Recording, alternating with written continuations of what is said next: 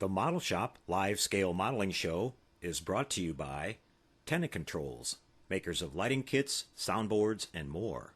Tenna Controls brings your models to life.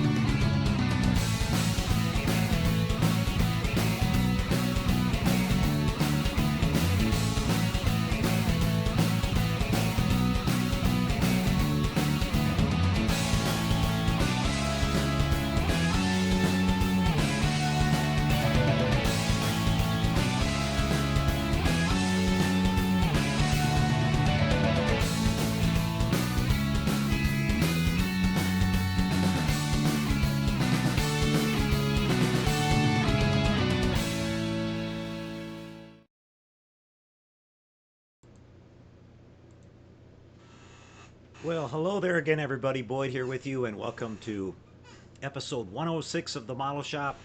We missed last week's show due to me having a little bit of a flu bug, and I'm really glad to be back with you guys again tonight. I'm feeling a lot better. Thanks for you guys asking in the chat session there at the beginning. It's a rough couple of days there, but I'm back out in the shop working and happy to be doing that. We got a nice show in store for you guys tonight. We're going to be taking you along for a little virtual tour of the Model Fiesta 36 show that I attended a couple of weeks ago. Had a great time over there. That's an IPMS sanctioned show, one of the larger IPMS shows on the circuit, and had a great time there all day. We entered some of our models in the contest. We brought home some awards. We brought home some model kits, and the best part about the whole day was we met a lot of friends from the modeling community. One of the guys that's a regular here on the show, Rick Berger, and his friend Tony came all the way down from Seattle. Rick goes by the handle Dadnator24 here on our group. He's usually here watching the show every week, and we had a great time hanging around with those guys. Just share a picture real quick here of Rick and a couple other guys that we met there. That's Rick on the left. Glad to see he was sporting his model shop shirt when he got to the show. Those guys had a great time. Again, they came all the way from Seattle, and they say they're going to come back next year. We met several people from around the various modeling forums and everything, and we just kind of hung out all day and checked out all the models in the show and just had a great time. So it was a lot of fun, and really nice to meet you and Rick and your friend Tony, and hopefully we'll see you guys next year. Um, we've also got tonight we're going to do an out-of-the-box kit review. This is one of the kits that I picked up at the show. This is the Hanu 2 from Squadron Models, a 172 scale model of a sort of a lot of people think it was fictional, but it was actually not. The Germans in World War II were working on flying saucer type aircraft for their own kind of Area 51 program. This is a really nice kit. I think Squadron Models is based right here in Texas, and I think this is the first actual kit that they've produced themselves. Squadron is an online hobby store basically where you can order all kinds of kits and supplies and stuff like that. But I think this is their first attempt at actually producing a model kit, and we're going to take a out-of-the-box review of that tonight. Take a look at that kit. We're going to be on the bench a little bit later working on the Jolly Roger here towards the end. We talked about getting started on this. This is from Lindbergh. We've got a lot of work to do on this. We're going to start off tonight by doing a little bit of painting. This is all about the wood on this ship and to try to make it look realistic. So we're going to show you a little technique that I use here for using some of the craft acrylic paints and simulating wood. We've got to start off working on the wooden decks on this, so we'll show you that here in a little bit. Going to have some fun with that. A couple more shout outs. I want to say a shout out to Jose Valdenegro. Jose, I met him at the model show here a couple of weeks ago too. He was one of the IPMS judges there. He's a local San Antonio guy. Really nice guy, and we had a nice conversation about Jose is a wounded warrior. He received some injuries in the war overseas. I'm not sure if it was Iraq or Afghanistan, somewhere over there, but he's a member of the Army. We had a great talk, and one of the things that he mentioned was that there are programs out there where you can donate model kits to the Wounded Warriors program, and what those guys do is they work on them for their rehabilitation, and he was talking to us about how much of a help that was to him. He had lost a little bit of he had a little bit of nerve damage in one of his hands, and just they're sitting around a lot when they're waiting for rehabilitation treatments and things like that, and so these guys get model kits and they sit down and start working on them, and he said it was a tremendous help, and he's continued to work building models ever since, and hopefully we're going to have Jose over here to the shop maybe in a couple of weeks, and we'll do a little interview with him, and maybe he can talk a little bit more about that program. So I highly encourage you guys to check it out. If there's something in your area where you can donate maybe a kit or some supplies to that program, they go by various names, but you can probably contact your local armed services representatives, and they can tell you if there's any kind of club or something like that out there that's doing something like that. I've donated a few kits myself in the past through people that have contacted me through my email, so it's a wonderful program, and I highly encourage people to donate if they can. It's going to a very worthy cause, and Jose is doing really well now, and it's nice to see him getting back on track, and he's enjoying building models with the rest of us, so check that out, guys. Shout out to Mike Kovac, one of our viewers. Mike sent me one of his shop cards. Got that in the mail this week. Thanks for sending that, Mike. It's kind of a trend that's going around on the various YouTube channels. Guys are collecting shop cards from one another. I don't have any made up here for our shop yet, but I'll have to get some so I can start sending some of those out, and I'll like to collect some from the other guys that are out there. A couple of announcements from around the modeling community. Kenny May over at Mindless Model Works has introduced a new group build in honor of Chris Cortell, our good friend Chris Cortell, Classic Plastic 101. They're doing a group build tribute to him, and I plan on taking part in that. I've got to figure out what kind of a kit I want to work on for that. But you can head over to Kenny's YouTube channel, Mindless Model Works, and check out the video where he gives the details about it. It's going to be running for a long time, so there's no hurry. You can basically build anything from what I understand. So hopefully a lot of people will take part in that, and I'm looking forward to taking part of that myself. Some model kit news for you guys. Let me bring these pictures up here for you. We have brand new from UGH Models, which you guys saw me do a review on this a while back on a couple of their kits. We have the Phase 2 Star Trek Enterprise. Now, a lot of you guys out there are Star Trek fans, and you kind of know about Phase 2. Phase 2 was the television show that they were going to do before they went ahead and did Star Trek the Motion Picture. A few years after Star Trek the original series ended, and with the success of Star Wars the movie coming out, they started taking a look at whether they wanted to bring Star Trek back to TV, and they were going to call the new series Phase 2. Well, they designed a new ship for that, and it's kind of the missing link in the evolution of the design of the Starship Enterprise from the original series to what we saw as the refit in Star Trek the Motion Picture, and this is the ship. Taken exactly off of the known pictures and drawings by Matt Jeffries that were created for this, and it's a 1/1000 scale kit, all resin. You can see a complete video review of this over at Ian's channel on Star Trek Props and Models. Ian's one of my favorite channels. He does a lot of kit reviews and Star Trek product reviews, and things like that, and he's got a complete out-of-the-box review on this one over there that you can see. Here's a look at the actual parts that come with the kit. Again, it's an all resin kit. You can see we have the saucer, the nacelles, The secondary hull, you have the option of building it with either the open or closed shuttle bay. There's some really nice detail inside that shuttle bay. You get a stand with it that you can see on the left. UGH, as we talked about on their kit reviews that we did a while back on a couple of their models, we did the Oberth class that we showed you. Their models are very high quality. You can see on the pylons down there below that they have some pins to make it a little bit stronger when you glue the pylons in place. And at 1/1000 scale, this will fit right in with your other 1/1000 scale starships if you have the refit kit or if you have the original Classic Enterprise kit. Up there at the top, you've got several options you can see on the decal set. They have the exact markings that would have been seen on this ship that you saw kind of in the picture there we showed you. Or you can kind of take your own imagination and add a few things or take a few things away, whatever you feel like doing. But I definitely plan on getting one of these kits. It looks really, really cool, and it looks to be very high quality after seeing Ian's review on his channel. I think you'll be interested in one as well. So hopefully you'll support UGH. It's great to see that they've gotten into the Star Trek line. They've introduced several more new kits. You can go over to their website, ughmodels.com, and check out everything that they have over there. So very interesting and very cool. Glad to see they're working on that stuff. Also want to mention that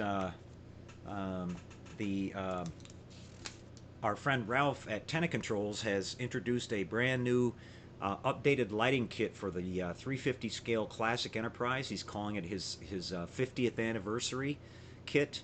He's done a lot of redesigning. I've been helping out Ralph with some references and things like that, going off of the model on display, the newly restored 11-foot model at the Smithsonian.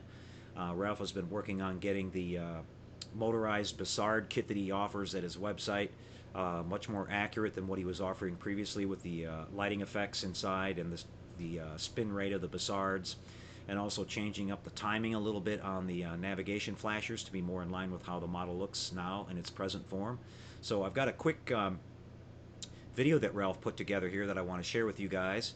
We'll check that out. We'll come back, take a quick break after that, and then we will be back on the bench here with an out-of-the-box kit review of the Hannibal 2 from Squadron Models, and then we're going to show you the slideshow from the Fiesta 36 model show, and then we're going to go onto the bench and do some work. So enjoy the quick little video update from Ralph, and we'll be back with a break after that and come right back on the bench. See you in a few seconds, everybody.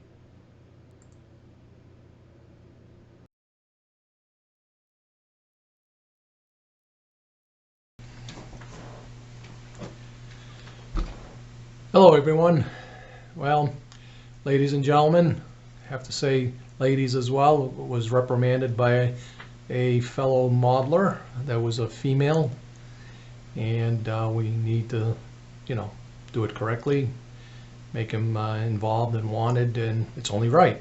But anyway, this ship, again, I apologize the way it looks. It's original ship that we used to develop the LED fan blade approach many years ago, and this ship has been taken apart and operated on more times than probably a stunt driver or a stunt double in the Dukes of Hazzard. So again, I apologize, and to make life easy for me so I'm not reaching all over the place, we have this connected to our remote control system, so we can just hit buttons back here and watch things happen.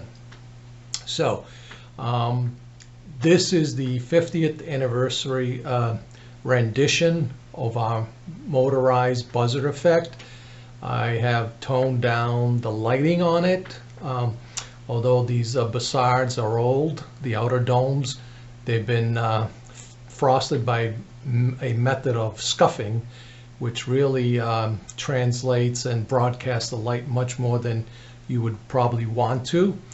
And the domes are clear, which the outer domes, potentially you guys can do it in an orange hue, which is more realistic. Now what I want to show you on this particular video is that the motorized effect, we have 4 speeds, which makes us unique in the industry because it has 4 speeds. You can control it set wherever you wish.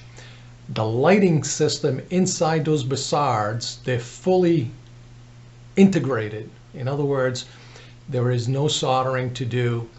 Each of the Bassards, the left and the right, it's on a disc. It's on a PC board. It's round.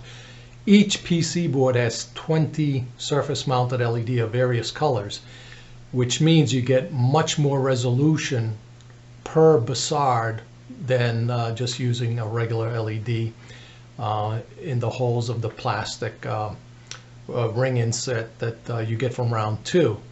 The motors are better. They will last longer. They're quieter.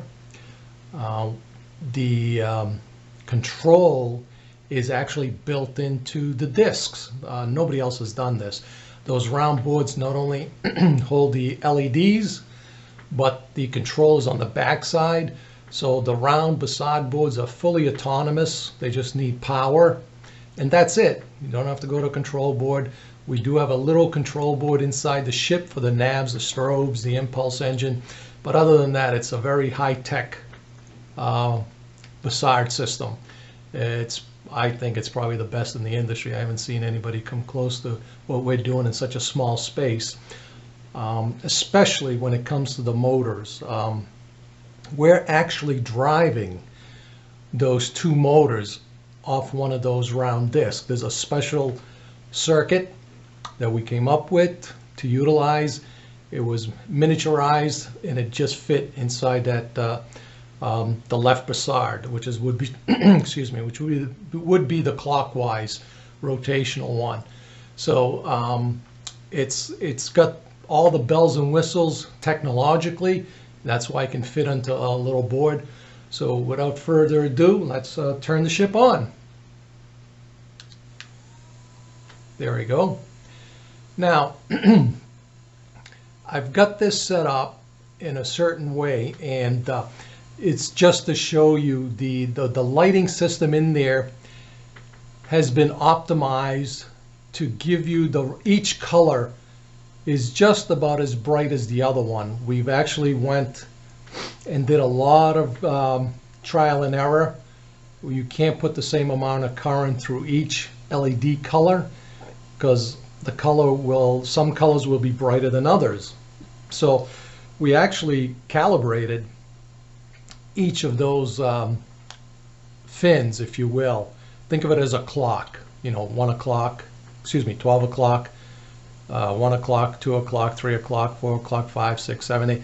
So it's a ring, it's a circular disc in there. So we've calibrated all those lights to coexist with each other without one drowning out the other. And what we did is we wanted to make it pretty realistic to the actual TOS back in the day. I looked at the Smithsonian one, and that's pretty cool. We wanted to give it the effect of a ramp up, ramp down. It's a glow. If you ever look at the one, there's a little video there with Alice from the Smithsonian talking about it, and the video comes up and it shows that it's almost like a glowing effect as it rotates. Now, that's what we replicated, and it was very difficult to do. What I'm going to talk about is some of these, you'll notice that they just ramp up, ramp down, and some of them, after they ramp down, they just stop, which we wanted to do that because some of those lights stop, but we didn't want to give it that flashlight effect, full on, full off. It's, just kind of a shock effect. We wanted this warmer glow effect, and I think we've nailed it. We went through quite a few iterations, not as easy to do as you would think, and I've got it just to showcase how those lights are really working in there. I've got it set to a slower speed, the ramp up and ramp down. Now, what we've given you guys is high technology. You can control the speed of the motor, and you can also control the speed of those glowing lights in there, all of them. All right. I've got it set up to be slow now because I wanted to showcase that it has a nice warm glowing effect. What I'm going to do now is I'm going to change the speed of the ramp up, ramp to be much quicker, more in line with what you see at the Smithsonian refurbished one, and the video, what I call the gold standard of the TOS. So I'm just going to switch a switch here. give your eyes a chance to refocus, and you can see that it's a much faster ramp up, ramp down. Now this motor, we've got it rotating in a slower method. We can change it. See, now it's speeding up. That's the third speed. And this is the fourth speed, okay? I apologize if you see the right one, which is the counterclockwise. It's if you see the inner dome being a little bit out of round, it broke basically. It's an old Bussard system, the plastic, so it just fell apart when we were taking it in and out. So we had to perform some surgery on it with a tube, and it's pretty straight except for every now you'll see a little wiggle there. But some of you guys I've heard say that right out of the box they're a little bit out of round. But anyway, just want to show you this new system. I think it's pretty much, if not spot on, it's definitely pretty cool. Gives you guys a lot of flexibility in the way you want to showcase your personal model, or if you're a professional builder, you can customize it to your customer's needs, which makes this a very attractive feature. The remote control system for it is very cool. Like I said, I've been turning this thing on and off, speeding it up right from behind the camera with my remote. You can also put a sound card on this if you want and connected it to the remote. It's pretty cool. You can, like I said, we have some sounds. You can play with your sound card or our sound card. Like, there you go. Very familiar, right? Space, the final frontier.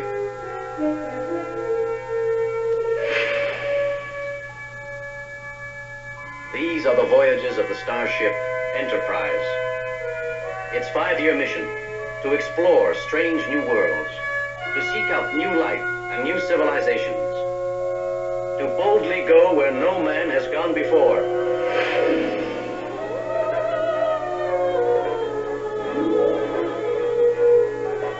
Now, if you want the longer version, we can hit another button.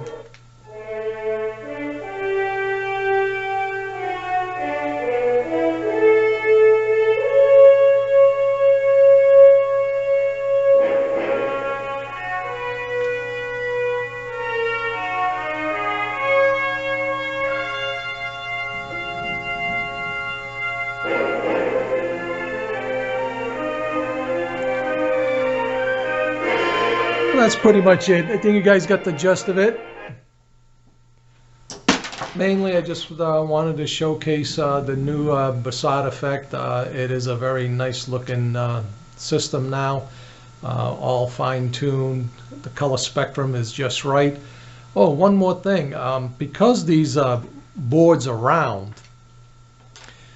you can rotate them any degrees you want. Let's say you want the yellow to be more 12 o'clock instead of the orange or what have you, or the red you want at that location. You can just rotate it and glue it into place. So it gives you much more flexibility, and I hope you really like this just as much as we do here. We actually took a lot of polling, if you will, internally. Had some guys that and women also. We had them look at the video of the actual 60s toss and take a look at what we did with this effect, and we came that yeah, we're pretty much pretty good to go now. So, and also from the community, we've shown this a little bit to people, and this is a very nice addition now. So thank you very much for watching.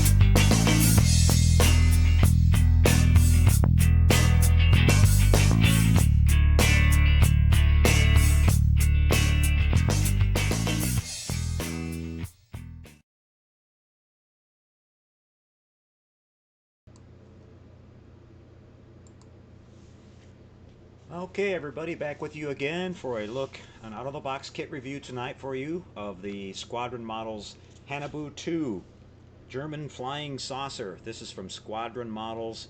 As I said at the top of the show, I think these guys are based right out of Texas, and this is the first effort that they've made to produce their own model kit in-house. They sell a lot of online model kits and building supplies and all that. I've bought some stuff from them and always been really happy with their service and everything. So been wanting this kit ever since it came out. Saw it sitting on the floor at the Fiesta model show, and right there towards the end of the day I picked this up. I got this for a little bit less than what they go for retail, so I was really happy to get it, and I'll be doing a build-up of this one here sometime down the road. Let's go ahead and pop this out of the box. This is a really big box to begin with. Let's see, I think this just kind of slides out of this sleeve here first. We have some nice artwork that you can see here on the cover, which this model would lend itself to a really nice little diorama display. You know, you could kind of build a scene almost exactly like this. 1/72 scale, you shouldn't have any problem finding some in scale like German vehicles and, you know, other things that you could put around it. That's what I plan on doing here at some point down the road. There's a little on the outer sleeve there's some a written kind of background history about this program that the Germans had in World War II, kind of their own version of Area 51. Top secret stuff going on. They were experimenting with electromagnetism and all that kind of stuff. They were trying to develop a supersonic aircraft, and they never actually got to that point, but they were sure working pretty hard on it. You can see here some pictures of the model itself, the kit as it builds up. It has an interior, it has some guns on it on the outside. The fun part about this will be painting the really cool looking camouflage paint job that it has on it. But you've got a landing ramp down here. You've got some really detailed landing gear and really cool stuff going on there. So let's pop this out of the box and have a look. The saucer is about the same size as the box, so you can kind of get an idea how big it is. Nice size kit. Just pull the packing material out of here. I have not looked at this very closely yet. Let's see, we'll pop this out of the bag first here and see what we have here. We have this could be the instruction sheet here. Yep, that's what we have. So you can see we have kind of a vintage looking instruction sheet here with your parts, sprues identified first, and then some basic information about applying the decals and order of the build and supplies you need to build the model. Then we start off with the actual assembly here, building the inner structure first, working our way across here to the loading ramp. Then we have this interior detail. Now this would really be cool for lighting. There's a lot of opportunity here to put some fiber optics or whatever you want to do inside there. Somebody may even produce a photo etch kit for this at some point. Be nice to see that on all these control panels and everything. But we've got the walls going on around here. Looks to be a pretty simple build. Then we've got the lower domes going on, some of the guns. The top half mates to the bottom half there,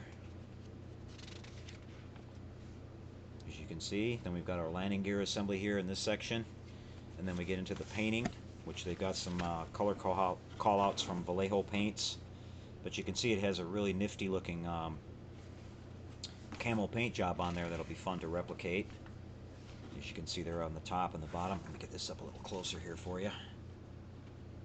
Very, very cool looking. So this will be a lot of fun. Here's some more of that artwork. And let's move on to the parts now. Looks like we have our decal set here. We have some iron crosses, some swastikas, and some various numbers and markings to go on the outer surface. And let's see, let's pop these main saucer panels out of the bag first here. Have a look at those.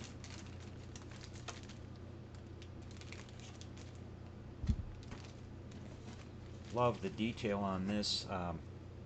Just looking at this one section here, you can see we've got a lot of nice riveting going on here. Various panels. Rivets are nice and crisp and very highly raised, so they'll show up really good even after you get your primer and everything on this. Individual panels all the way around, similar to the surface of an aircraft. So that looks really nice. Got a lot of locating pins in here on the bottom. another section of the saucer with some little bit different detail on it. We'll check that out next.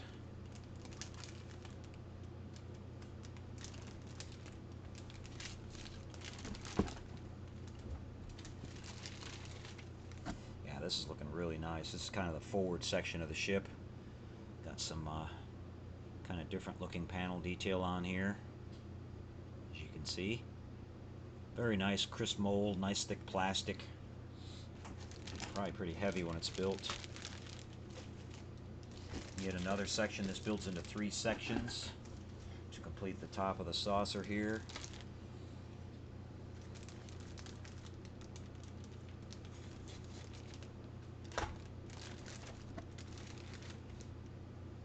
This one looks pretty similar to the first one we showed you, but again we have that nice rivet detail and some nice panels going on there. A nice pin wash on this. After we do the camo and everything, that'll really bring that to life. That's going to look fantastic. Really like that. Very high quality stuff. Here we have a little sprue of clear parts. We'll check these out. Some portholes, it looks like, for around the various parts of the saucer detail there. As you can see, just a bunch of round portholes. Here we have some of the gun port domes for the bottom, landing gear openings. Really nice rivet detail on these too, as you can see here. Panel lines. Some inner support structure here. Supports for the landing gear. This is an identical sprue, so we don't need to bother opening that one. Here we have, looks like the landing gear assemblies.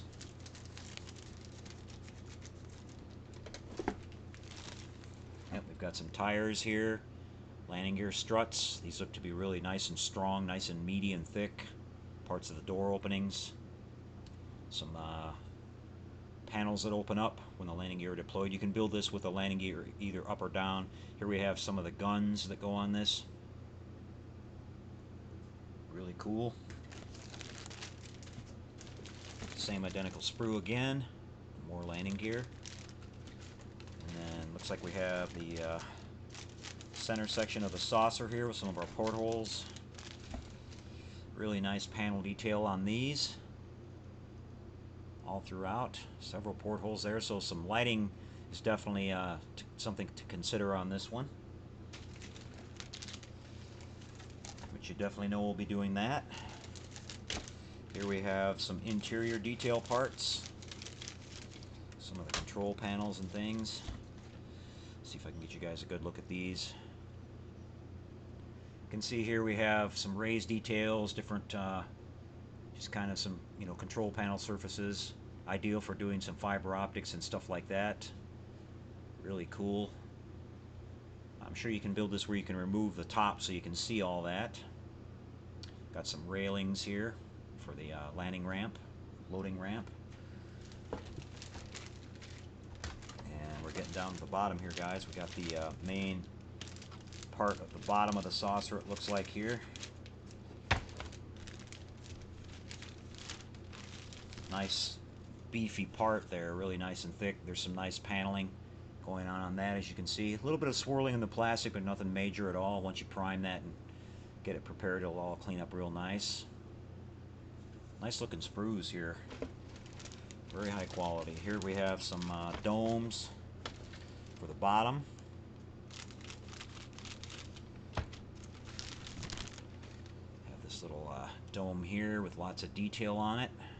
Again, more of that paneling and riveting going on. Nice raised detail all the way around. They look to be nice and straight, no warps or anything in them. Very nice. And let's see this final one here. This one is basically symmetrical to that last one we showed you, so we'll leave that one in the bag. Opening for the landing ramp there on the bottom. These last two parts here are part of the inner structure. So we can see we have the floor of the saucer itself, and I'm not sure how well it's showing up, but there's some nice kind of mesh detail on top of this. You can see it there. Really nicely done. A little wash on that will bring a little detail out on that too. And some more paneling around this area. So, very nice kit, and can't wait to get started on this one. It'll build out to a nice size model. By the time if you decide to do a diorama with it, you'll have a nice display. And I was thinking of maybe some kind of a maybe Indiana Jones theme with this. To me, it's like screaming to be in an Indiana Jones movie. There we go, guys. There's a look at the Hannibal 2.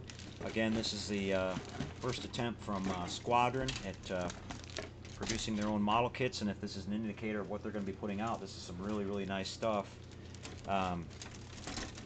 So if you're interested in one of these, you can pick one of them up directly from their websites, www.squadron.com.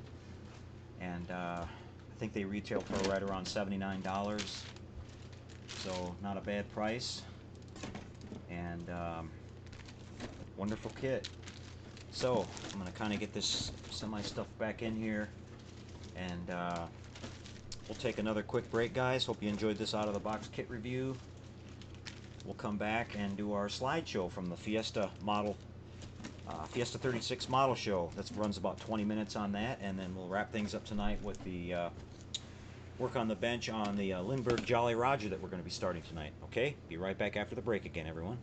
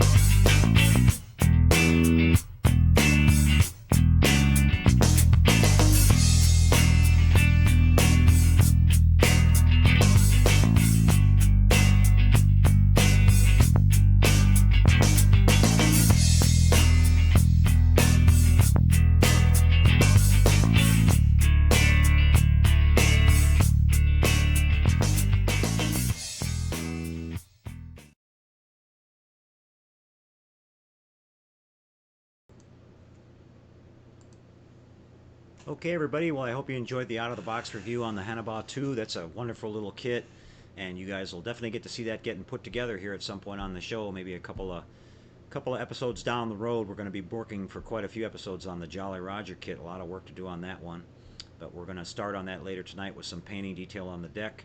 For now, it's time to take a look at the Fiesta 36 video and picture slideshow that I put together, so you guys could get an idea of what it's like to be there. Hopefully we'll get some more of you guys to show up for that show next year. It'll be in February again, and Rick and his friend Tony said that they were going to be coming back for next year. They thought it was one of the better shows they'd seen, so we had a great time. Enjoy the slideshow and the videos, and we'll be back after that, guys, with the on the bench work on the Jolly Roger for tonight. Enjoy.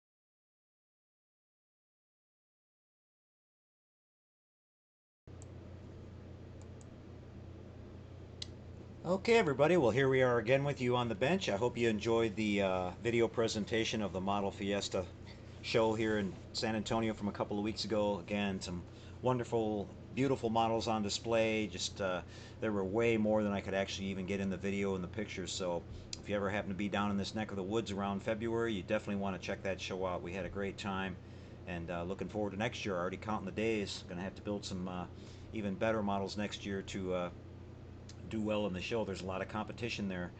What we're going to be working on now, guys, this is the Jolly Roger. This is the Lindbergh kit. I believe this is 1/30th scale. This is an old pirate ship, and so it's all about the wood detail on a model like this. So what we're going to do tonight, I've already been working on the basic decking here. I've laid down sort of a mixture that I made with these craft acrylic paints and some basic wood color here. So we want to add some definition to this. So what I've got now is I've got a little bit more craft acrylic in raw sienna, and I'm going to just take my brush here and I'm just going to start going over these decks, just kind of dry brushing this on here.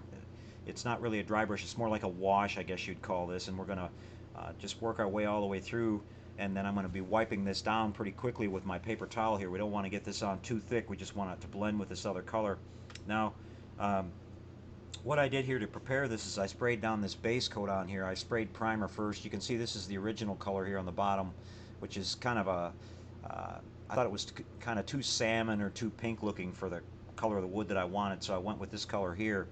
But in order to keep this from mixing together with this color and that color, I've gone ahead and sealed this up with some Tester's Dull Coat and had that drying for a good hour or so before I started the show tonight. So we shouldn't have any problems with the colors washing together.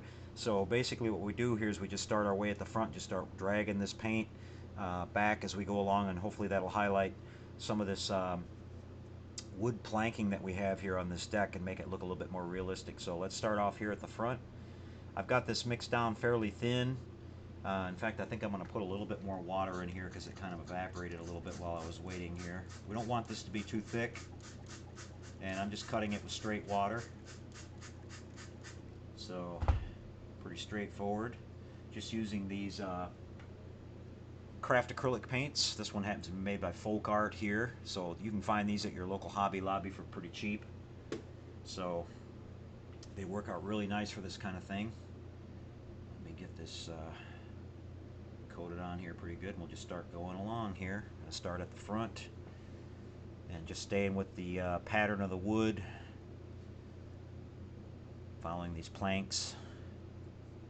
Just going to work our way back here.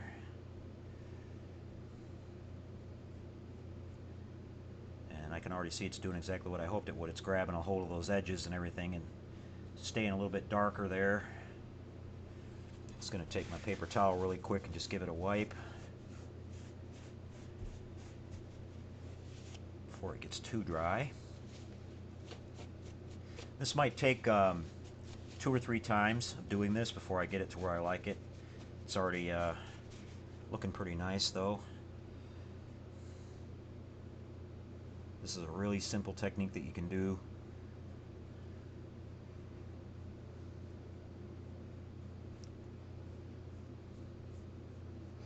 We're going to let that go just a little bit longer, it looks like, before we do our wipe here. That's the whole key to it. You let it dry just a little bit and it starts blending in. Depending on how long you let it dry before you wipe it off will be how either light or dark it will wind up being. Get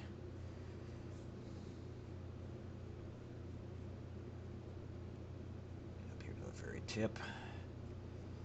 And again, I'm just going to take my paper towel and wipe in the same direction as the paint.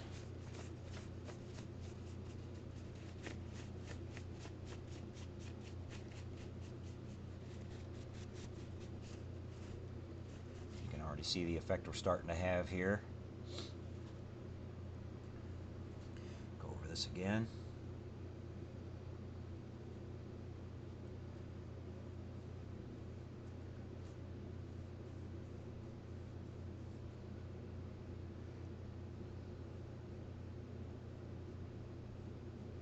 Don't have to be very careful, just putting it on nice and liberal, you know, pretty thick.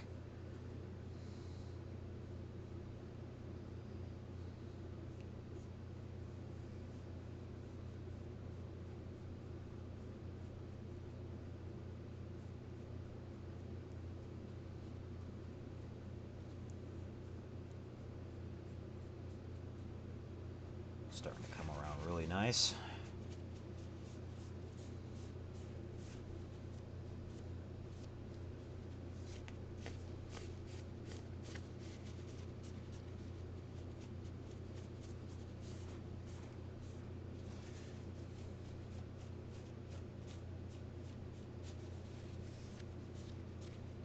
Okay, we're going to let that one dry for just a little bit and start hitting this one.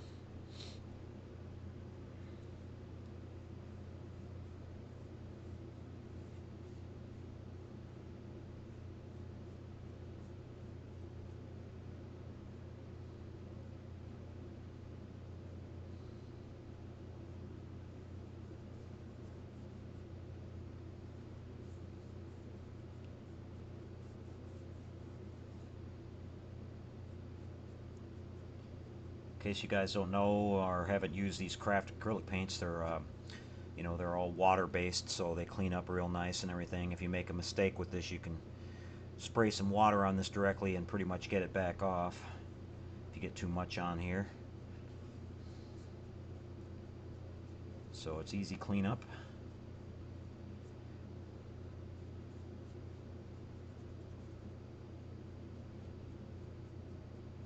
And you can also cut this with your basic windshield washer fluid or even Windex. And in fact, if you use that, it'll actually dry a little bit faster because it's got alcohol in it. So kind of your choice on that.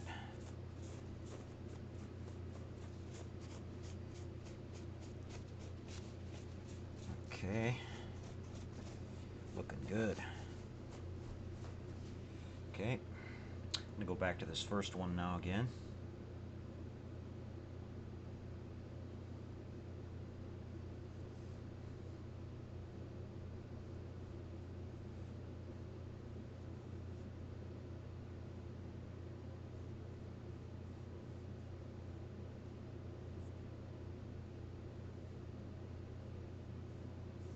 I'm going to let this dry just a little bit longer before we do our wipe down on this. I'm liking the little bit darker color that it gives when it's on there pretty good.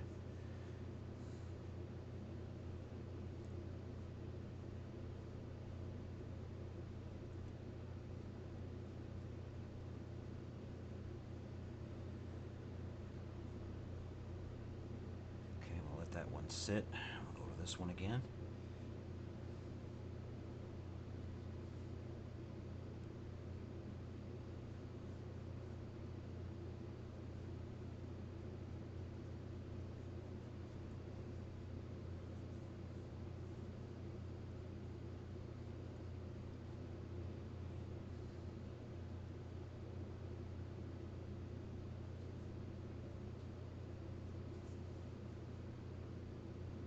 Really simple technique, like I said, and it's very effective. It really looks great. Unfortunately, on this mold, they've done what a lot of the model kit manufacturers do. They've got the planking, the edges of the planking are a raised detail instead of a recessed detail like they should be. But you know, you can kind of make up for that. Like I said, with this little wash and everything, it'll still look pretty good.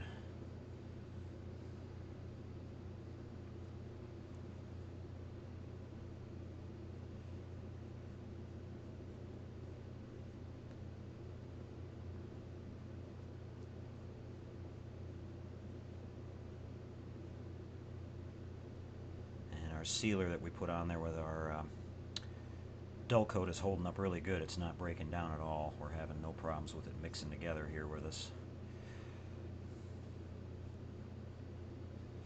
Your colors that you pick are kind of up to you. This was just this raw sienna always gives a nice sort of contrasting color to a lighter color like this, so it gives it that nice aged wood look, which I like.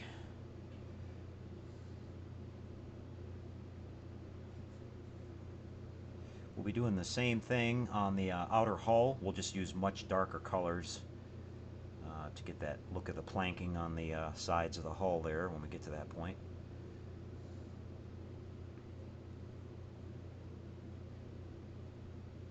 Okay, I'll just kind of hold this up here for you and show you how that's looking. And we're just gonna, in fact, I'm gonna go ahead and help this out a little bit with my heat gun just to dry it just a little bit before we wipe again this time. And that way we'll leave a little bit of this darker color behind.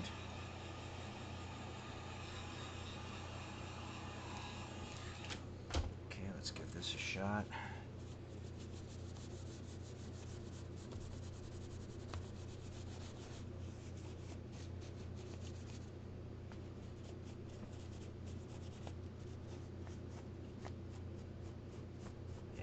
Difference there. That looks good. Little pegs sticking up on this are kind of grabby. Okay, just have to touch it up a little bit here in the back where we wiped off too much.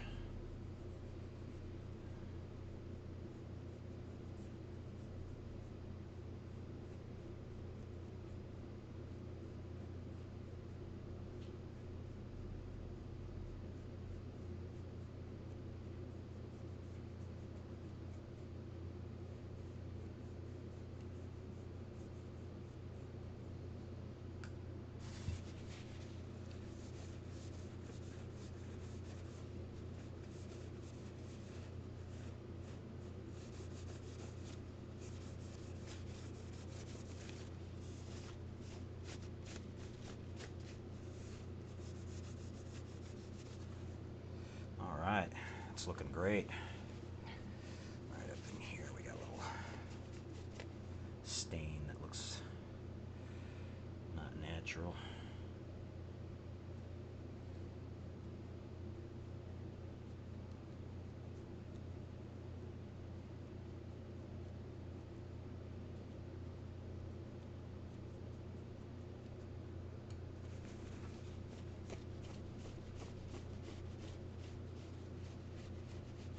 You can just see it come around more and more and more the more you work with it. Looks really nice.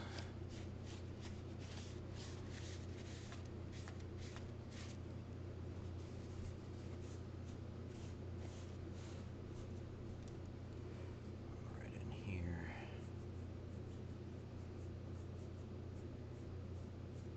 Key to it is to stay parallel with the lines and not cross over it.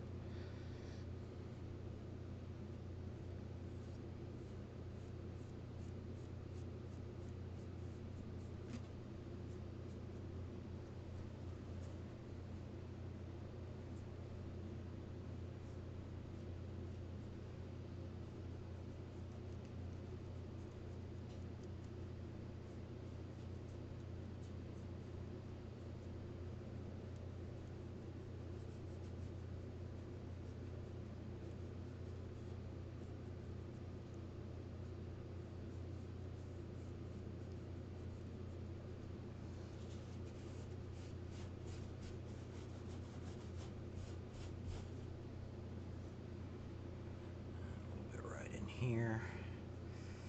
It's getting darker a little bit around the edges, which is what you would kind of expect on, you know, being close to the rails on the ship, so that's just right.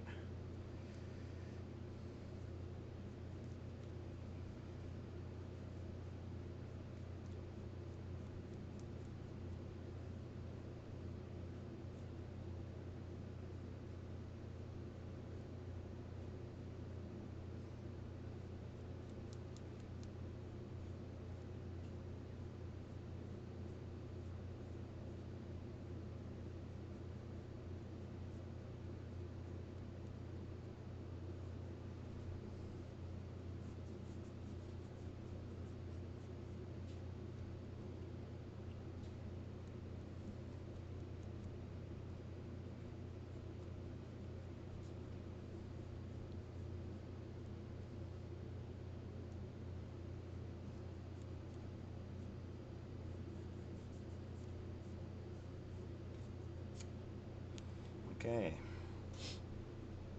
Alright. There you can see what we have, guys. That's a really nice, realistic looking wood deck there. Again, this little camera here, these webcams don't do this justice, but you can see the varying shades and everything. And it's brought out the detail on the planking and everything. Once that's, you know, dry and it doesn't have that gloss on it anymore, it's going to look really, really great. So there you go, guys. There's a little wash kind of 101 for you there. You can do this, you know, you can actually just use a cloth to put it on there too if you want to take a little, you know, you could just dip your paper towel in your paint and just wipe it on like that, almost like you do a stain on real wood and stuff, and gives a really nice effect.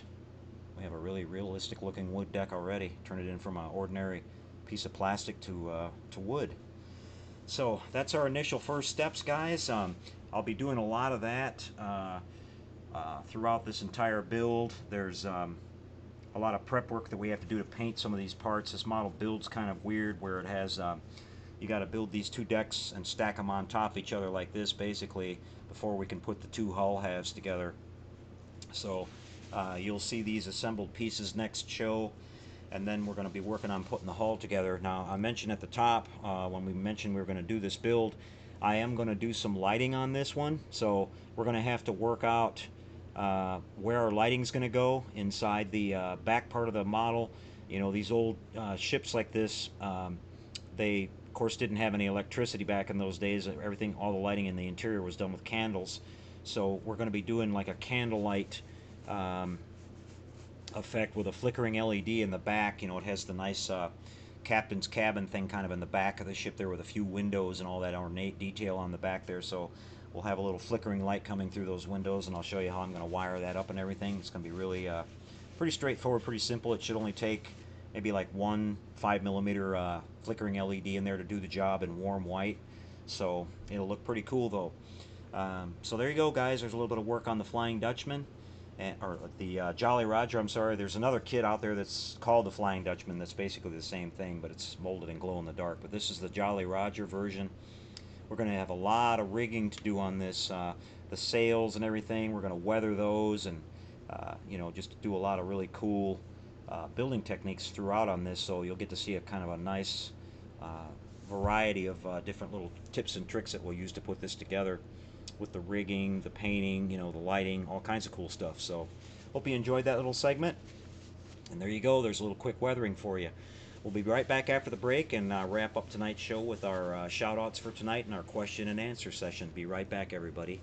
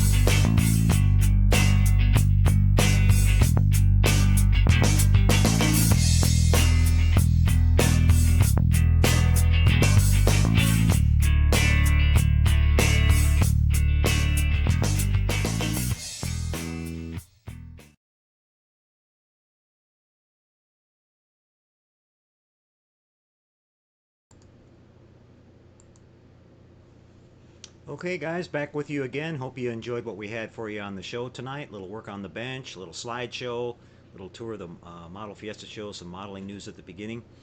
And we'll be back again a week after next with another one. It'll be, let's see, we'll be up to episode 107, I believe. Back to work on the bench with some more work on our pirate ship there, and we'll have another kit review for you guys. I picked up some more kits at the show, and we'll show you what those are. So we had a lot of fun tonight. Time to head over tonight for our shout-outs and our Q&A. Let's see who we've got online with us tonight. Looked like a pretty active group in the chat session. We have Barrick 13, Outsider 238, Gadgetron 3000, Phil Sprueworks, Modeler X, Kenneth Zimmerman, Eric Hawkins, Mike Scarola, Red Shirt Forever, Omar is here with us tonight, T Commando, Eric Hawkins, PJC 2.0, Gadgetron 3000, Outsider 238, Leona Timber Company, Alpha Trion 92, Roger Ball, Dan Harris, Ken Zimmerman, Dennis is here, Federation Shipyard, nice to see you, Dennis, Red Shirt Forever, Aussie Trekkie, James Schulenberg, Charles Forbin, Ron Mac 95, Bill Tilley's here with us tonight, John Petrie, Fubar Model Yard, Ralph with Tenant Controls is here with us tonight. Nice to see you, Ralph. Mike Kovac. James Frost, eBiker 56. Nice to see you, James. Paul Di Tommaso. Mark Shue. Clint Llewellyn. Armando.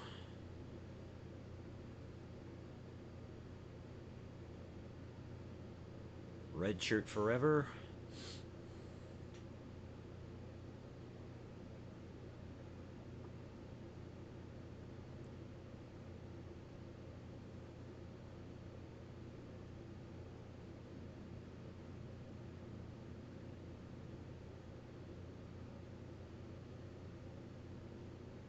Chris L.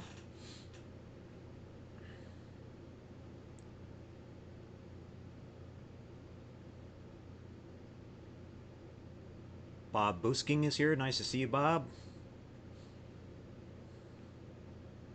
Robert Morris.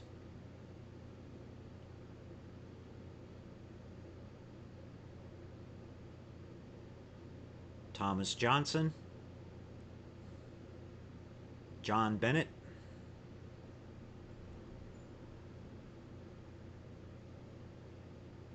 And let's see, that's about it, guys. If you're here and you're in the chat session, make sure you type something in and we'll give you a nice shout out. Now's the time to fire away with any of your questions, guys. We have JD checking in. We have Adam Triskelion. Nice to see you, Adam. Hello from the moon, he says.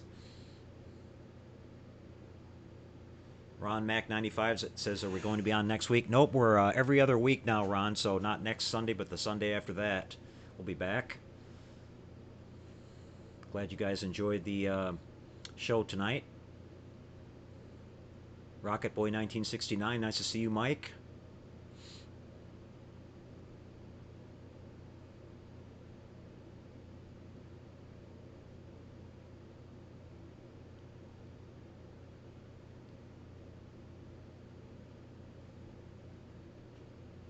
Leona Timber Company says he's been trying to find and collect all the kits he put together as a kid, and some of them are quite expensive now. Yes, they sure are, now that they're considered vintage.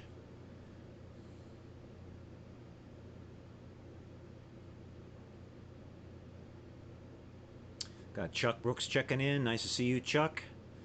Mark Buchholz, Dave Pashtag. How you doing, Dave? Good to hear from you, buddy. Gardy.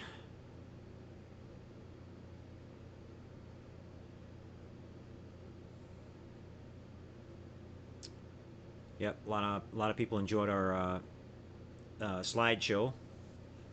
from the Model Fiesta show. And yeah, there's some beautiful models on display there, like always. A little bit of everything.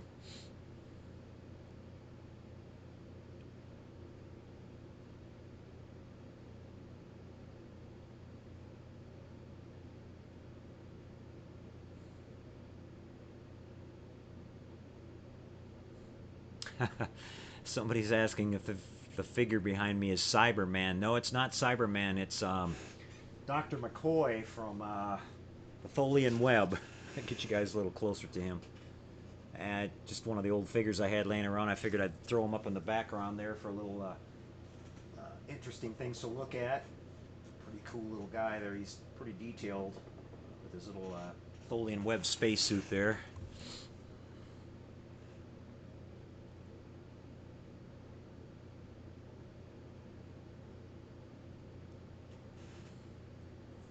It's like Omar's got a question for Ralph at Tenant Controls about some lighting effects he's looking to do.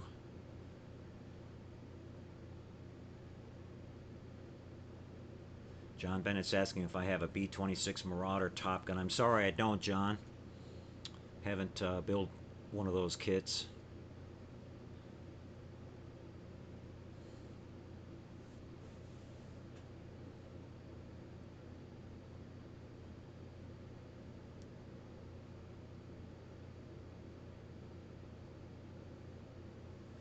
Modeler X is asking about the camera I used. It's just a regular Canon HP10 Modeler X. I used a Canon HP10 for the video and just my little Canon Sure Shot, I think it's called, for the still pictures.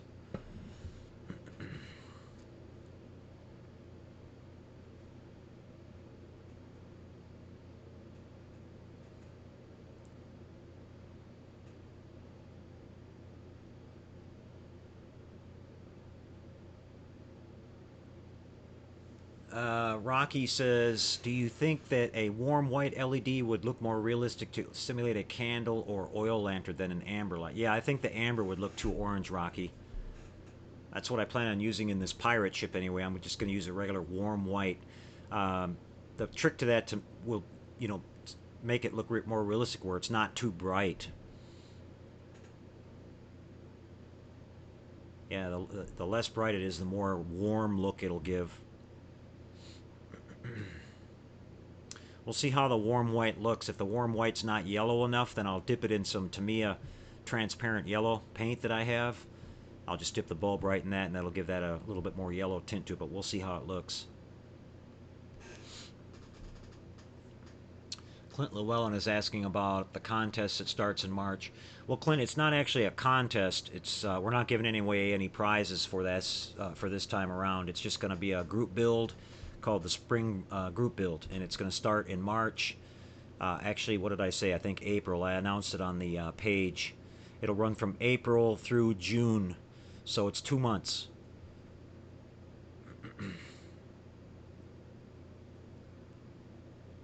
And it's going to be pretty much any subject you want to build. So, well, actually, I think we decided it's going to be movies and television. So that's going to be a wide variety of subjects, guys. You can find just about anything from that genre. That you know, it can be military, it could be a car, you know, it could be a starship, it could be just about anything.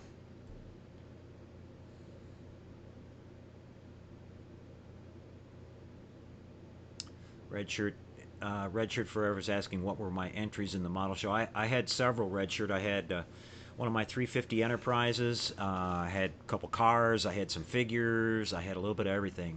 I had a ship. The Arizona that I built for the 48-hour build.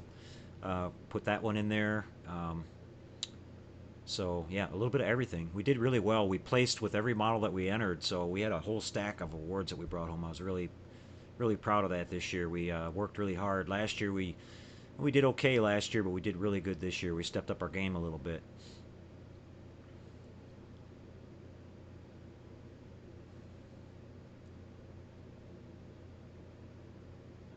And there's Rick. Nice to see you, Rick. It was great to meet you at the show. Rick Berger was there with his friend Tony. He goes by the handle Dadnator24. Had a great time hanging out with those guys all day, and they liked the show so much that they said they were going to come back next year, so that'd be awesome. They came all the way down from Seattle, which was, I think they told me it was only about a 3.5 hour, 4 hour flight for them, so that's not too bad.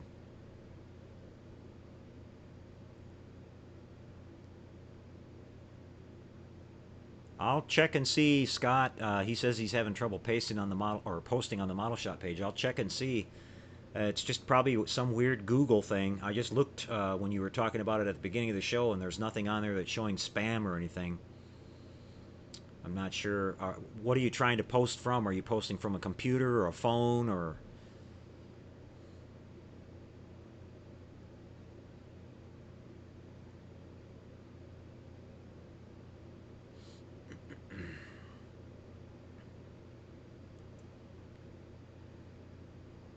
T Commando says he's going to do a Corsair for the group build from the Black Sheep Squadron. That'd be a nice one to do. Fubar says he'll do an Elvira T-Bird. Those are all good picks.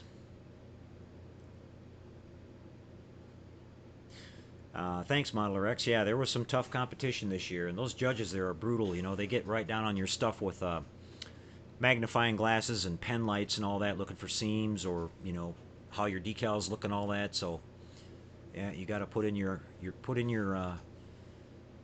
hours if you want to take home an award there. And there's lots of competition in each class. Like I said, we learned from going to the shows over the last couple of years. And as a matter of fact, I'm actually going to put out a video on my regular TrekWorks channel on basically titled IPMS Model Building Strategy. So if you want to get some tips and tricks about what I've learned about how you want to build your models for an IPMS show if you plan on participating, there'll be some good info on there. I had a chance to talk to some of the judges, and based on that and what I've learned over the last couple of years, maybe I'll help some of you guys out there. They look for certain things.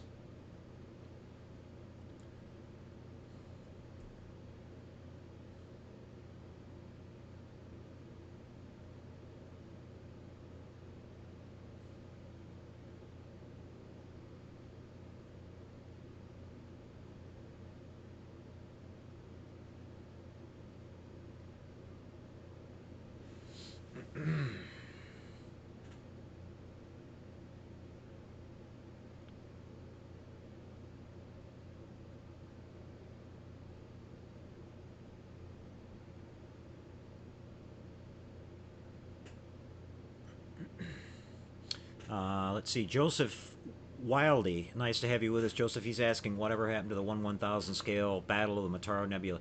It's still in the works, Joseph. I just have it put off to the side for now. I'm going to be having a base made for that from my friend Jerry at HDA Model Works, and it's going to take some work because, as you know, I mentioned I want to do a backlighted Mataro Nebula diorama, a scene in there with the lightning effects and all that, so that's going to be pretty expensive to make that, and so it's just kind of on hold for now. I'm working on a lot of other stuff for my clients, and we will definitely get back to it. We also have the 1/350 scale Reliant that we're going to be getting back to fairly soon. I haven't talked to Elliot Brown, but he's working on the photo etch parts for that. We mentioned to you on that build series on the channel that it was going to be shipped off to him. He's been working on it now for a couple of weeks, so I'll probably fire off an email to him this week and see where he is with it and everything, but I told him it was no hurry. And once we get the photo etch parts back and the kit back here in the shop, we'll begin working on that one again and get that one all finished up. A lot of work to do on that, though. We had to have the photo etch made. I'm working with Jerry at HDA Model Works to get some paint masks made for it, so it's going to take a little while for that to all come together. We're doing everything from scratch on that one, but hopefully we'll have all those parts and pieces available for everybody when they want to build theirs. A lot of interest in that. I had a lot of people email me looking to find that kit, so that's going to be pretty cool.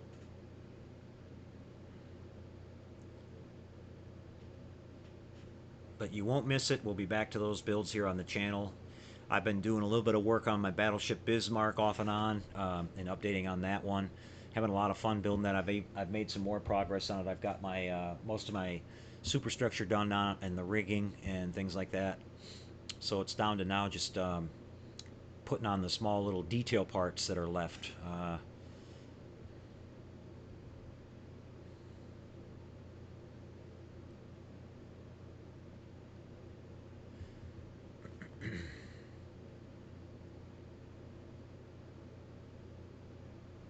Blaine Couch is asking if I still offer the signature soundboard. Yes, I do, Blaine. Right now, I ran out of stock on the boards, and I also need to get some of the little transistors that I use on those, so they'll operate on a power supply rather than batteries. I'm waiting for those to come in. If you have a certain one you're looking for, you can email me at info@trekworks.net.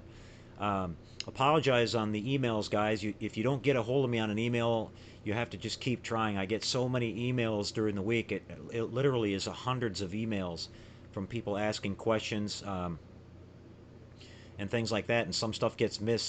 Some stuff goes into my spam folder and I don't see it. So if you don't hear from me at first, keep trying.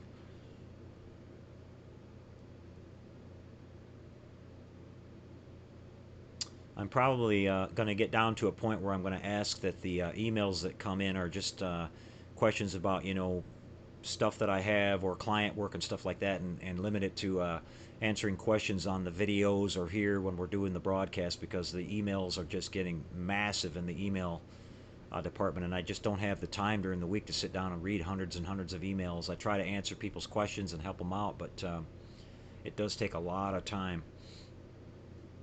And we have Kenny with Sci-Fi Fantasy checking in. Nice to see you, Kenny.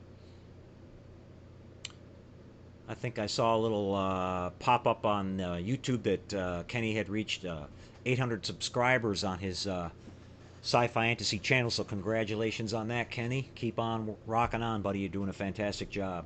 Hopefully you'll get many more. If you guys are listening out there, give Kenny some love. Stop by and subscribe at Sci-Fi Fantasy on YouTube. It's a wonderful channel. And if you haven't checked out that website as well, there's a lot going on over there with updates and model kit news and projects people are working on. So very cool place to hang out.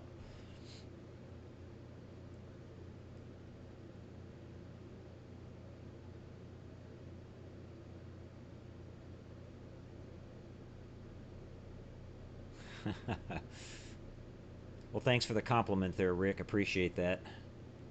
Yeah, we put a lot of work into the models.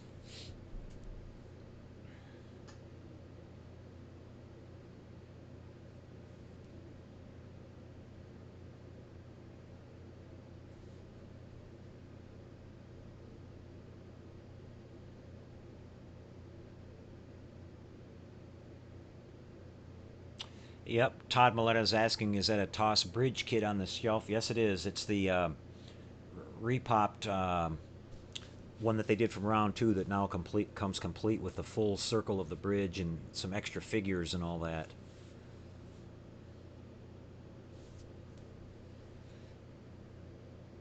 Clint Llewellyn's asking, would the USS Nimitz work for the group build? It should, Clint. I believe that ship has been featured in several movies. I think it was in that movie, The Final Countdown, as a matter of fact.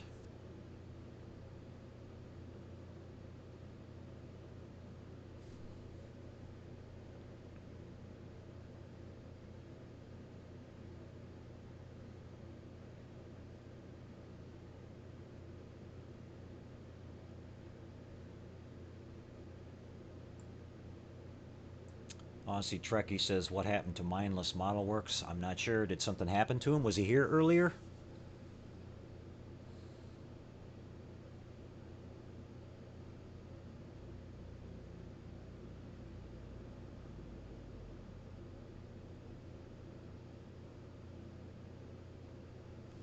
Oh, we have Craig Kerr checking in. Nice to see you, Craig. Craig's over there in the UK.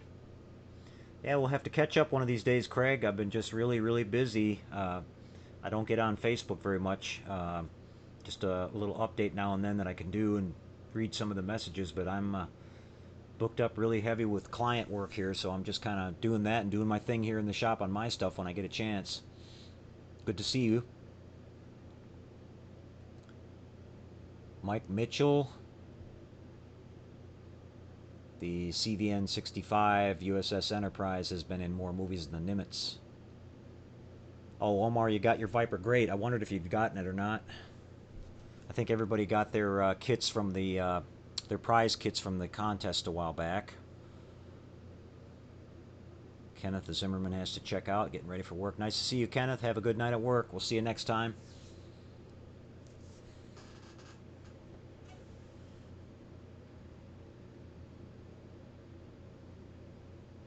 Sure, yeah. Aussie says build the truck from the TV series Moving On. That would be fine. That's right out of a TV show. Like I said, it's either movies or television. Anything that appeared on movies or television, you can definitely build that.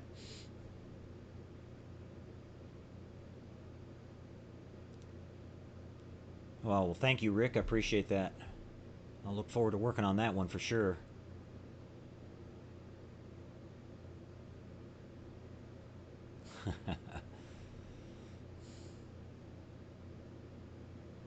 B. Tilly says, how about a Stephen J. Cannell group build where all the kits and vehicles are from his shows, up to the builder whether they stay on their wheels or flip over.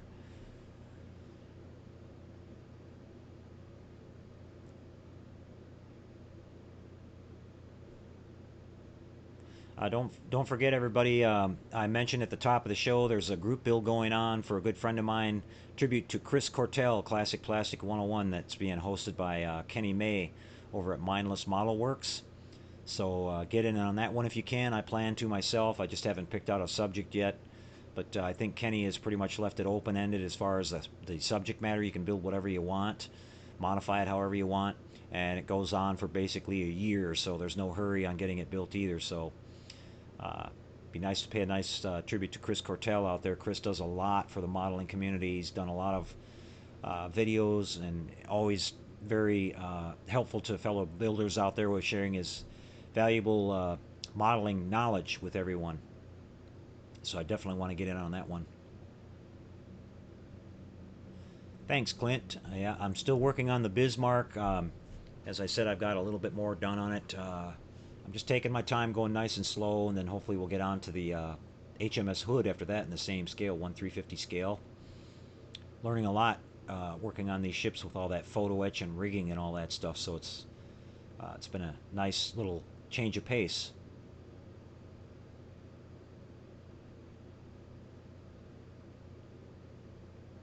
Yes, I do have a soundboard for the Seaview, Rocky. I think I made a video demo of that a while back on my channel that shows all the 5 different sounds that it has on that.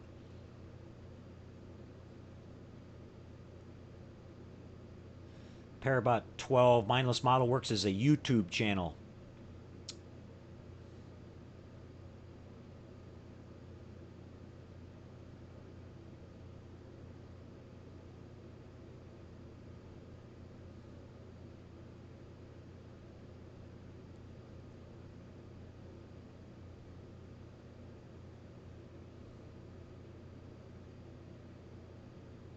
Okay, everybody, I'm showing about 10 minutes to 9 here my time, so it's time to wrap this one up. If anybody has any last-minute questions they want to fire off, I'll give it a few more minutes.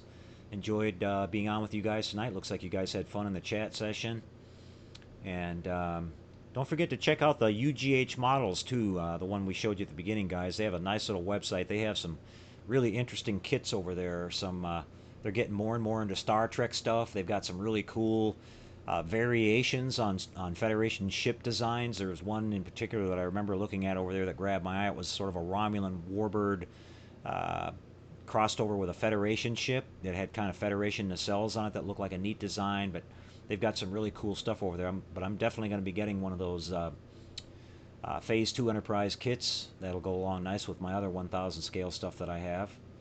So I'm really glad that they put that out. That's the missing link in the Starship design that we've all been waiting for, and it's exactly accurate to the way Matt Jeffries had envisioned it being. So that's pretty cool.